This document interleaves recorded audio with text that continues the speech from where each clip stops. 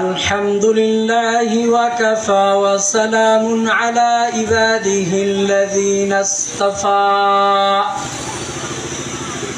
Amma ba'du fa'udhu billahi minash shaytanir rajim. Bismillahirrahmanirrahim.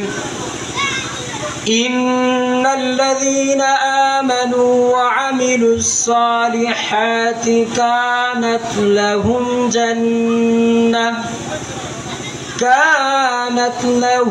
jannatul firdausi nuzula. وقال النبي صلى الله عليه وسلم كل بني آدم خطاء وخير الخطائين من التوابين أو كما قال عليه الصلاة والسلام. اللهم صل على محمد وعلى آل محمد كما صليت على إبراهيم وعلى آل إبراهيم إنك حميد مجيد. اللهم بارك على محمد وعلى آل محمد كما باركت على إبراهيم وعلى آل إبراهيم إنك حميد مجيد. अरे आकिल न होगा फिर तुझे एक दिन जाना है, चांद दिन के लिए आया है, ये फिक्र करना है। अल्हम्दुलिल्लाह।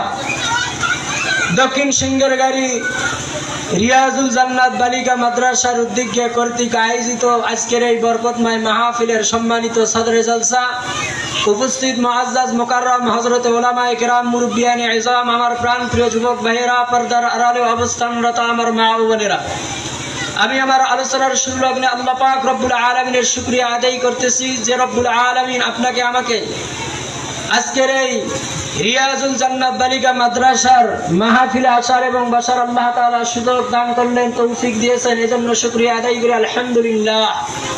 নবী পাকের উপর অসংখ্য দরুদ ও সালাম নাযিল হতেই থাকুক আপনার আমার নবী হাবিবে কিবরিয়া মাহবুবে কিবরিয়া জনাবে মুহাম্মদুর রাসূলুল্লাহ সকলে বলি সাল্লাল্লাহু আলাইহি ওয়াসাল্লাম। আমি আমার আলোচনার শুরুতে দরুদ শরীফের একটা মাসআলা বলি। দরুদ শরীফের মাসআলা হলো জীবনে একবার হলেও প্রত্যেক মুসলমানের উপরে সহি শুদ্ধভাবে দরুদ শরীফ পড়া ফরজ। আবার কোনো মাজমায় যদি পয়গম্বরের নাম উচ্চারণ করা হয় প্রাথমিক অবস্থায় ইবতিদায়ী অবস্থায় নবীর উপরে দরুদ শরীফ পড়া ওয়াজিব।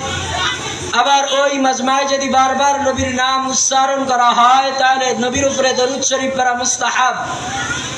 আবার আফজালুল ইবাদত রাসুল ইবাদত হলো নামাজ, এই নামাজের মধ্যে দরুদ শরীফ পড়া হলো সুন্নতে মুআক্কাদা।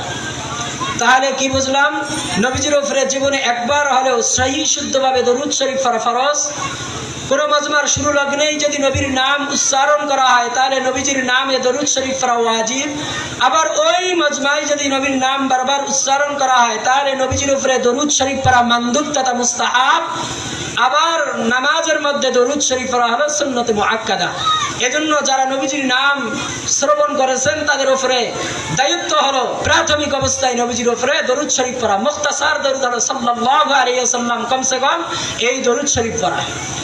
যাই হোক, আমি আপনাদের সামনে একটি আয়াতে কারিমার টুকরা তেলাওয়াত করেছি। এই আয়াতের মধ্যে দুইটি জিনিস রয়েছে। এক নম্বরে ঈমানের কথা উল্লেখ করা হয়েছে, দ্বিতীয় নম্বরে আমালের কথা উল্লেখ করা হয়েছে। ঈমান অত্যন্ত দামি জিনিস। আসমানের নিচে জমিনের উপরে সবচাইতে দামি জিনিস হলো ঈমান। এই দামি জিনিস ওই সময় আরো দামি হবে যখন মানুষের আমলের পাল্লা ভারী হয়ে যায়। যদি কোনো ব্যক্তি ঈমান আনে, ঈমান আনার পাশাপাশি যদি নেক আমাল বেশি বেশি করে রব্বে কাবা বলেন, আমি আল্লাহ তাআলা তার জন্য জান্নাত তৈয়ার করে রেখেছি। সুবহানাল্লাহি ওয়া বিহামদিহি। এজন্য আল্লাহ পাক রব্বুল আলামিন এই আয়াতে কারিমায় দুইটা হিস্সা, দুইটা টুকরা উল্লেখ করেছেন। যে দুইটা টুকরা অত্যন্ত দামি টুকরা, দুইটা হলো, একটা হলো ঈমান আর একটি হলো আমাল। ঈমান আমালকে চায়, আবার আমল ঈমানকে চায়। একটা আর একটার জন্য লাজিম।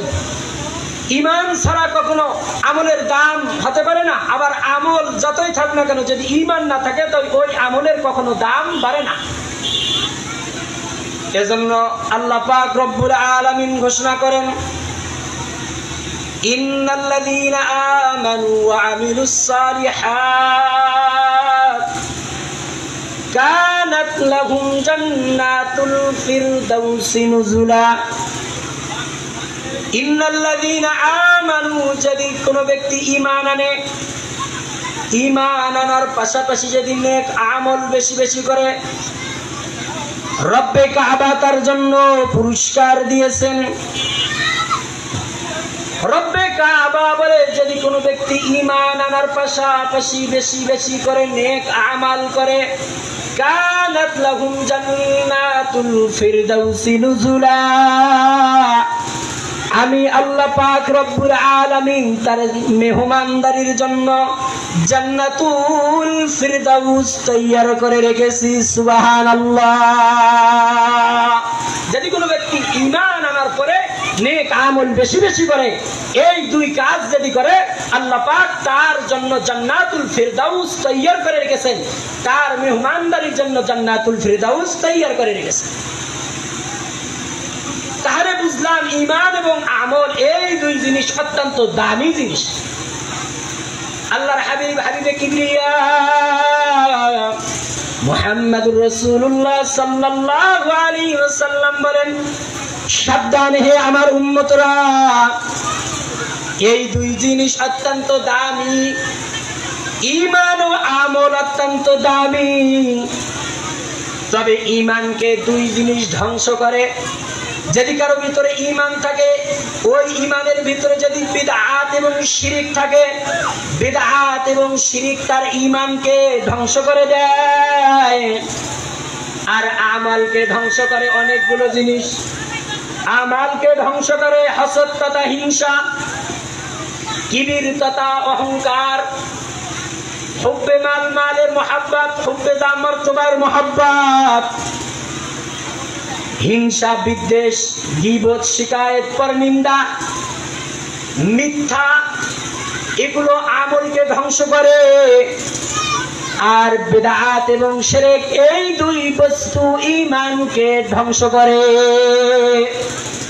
এজন্য বলা হয়েছে, যদি কোনো ব্যক্তির আমাল দুর্বল থাকে কিন্তু তার আমলের পাল্লা খুবই কম, কিন্তু ঈমানটা যদি তার সহি তরিকায় থাকে, আল্লাহ পাক রব্বুল আলামিন যদিও তাকে প্রাথমিক অবস্থায় জান্নাত না দেয়, কিন্তু ঈমান ঠিক থাকার কারণে তাকে শেষ অবস্থায় তাকে অবশ্যই বিচার করার পরে তাকে অবশ্যই জান্নাতে দিয়ে দেবে। সুবহানাল্লাহ।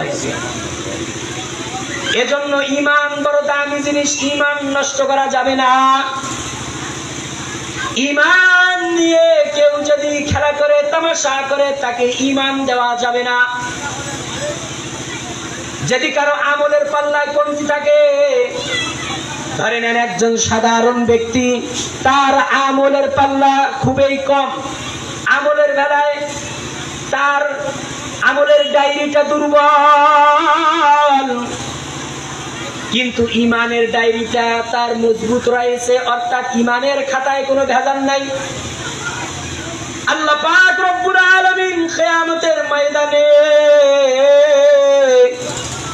ফেরেশতাদেরকে বলবেন,